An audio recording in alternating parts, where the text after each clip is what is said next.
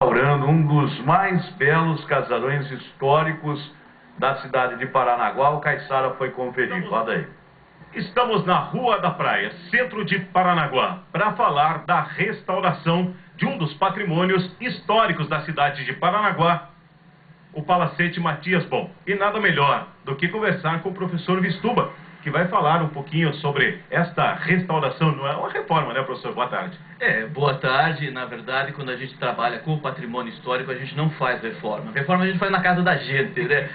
Na verdade, a gente trabalha com restauração. Então, o IPHAN, o Instituto de Patrimônio Histórico e Artístico Nacional, dentro daquele projeto de tombamento de Paranaguá a nível federal, está fazendo reforma em vários prédios, né?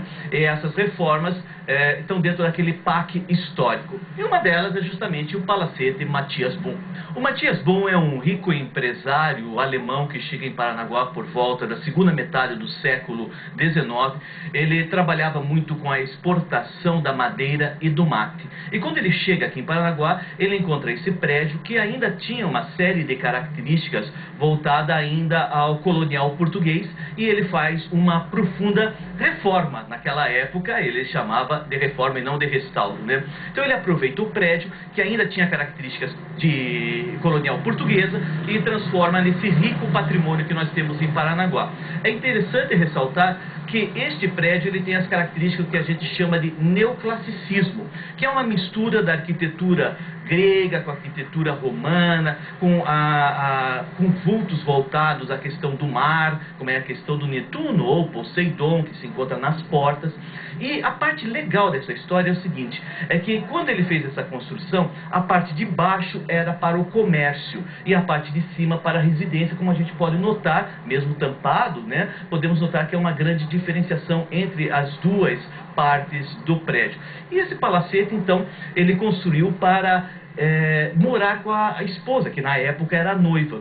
E conta a história, reza a lenda, que ela acaba falecendo antes dele terminar o prédio.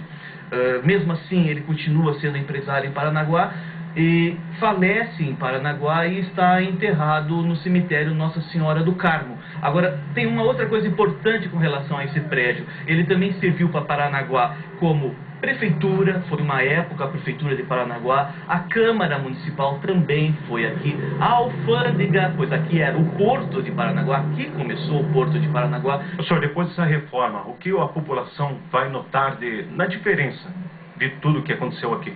Bem, na verdade, o que a gente encontra da intenção do IPHAN junto com a Secretaria de Estado da Cultura e junto com a Prefeitura, através da Fundação de Turismo e a Fundação de Cultura, é que nós vamos encontrar na parte de baixo um espaço multiuso, que não vai ser só um espaço voltado à administração, mas também à cultura e à arte. E na parte de cima vai ficar um setor voltado à questão dos órgãos estaduais e também do órgão municipal relacionado à questão do patrimônio em Paranaguá. Ou seja, vai ser mais um prédio onde nós teremos arte, onde nós teremos cultura, onde nós teremos desenvolvimento nessa linha artística da nossa cidade. Muito interessante também, né? E mais uma vez, obrigado, professor Vistuba, que tem sempre contribuído muito com a gente aqui. Deixa eu dar um alô para você,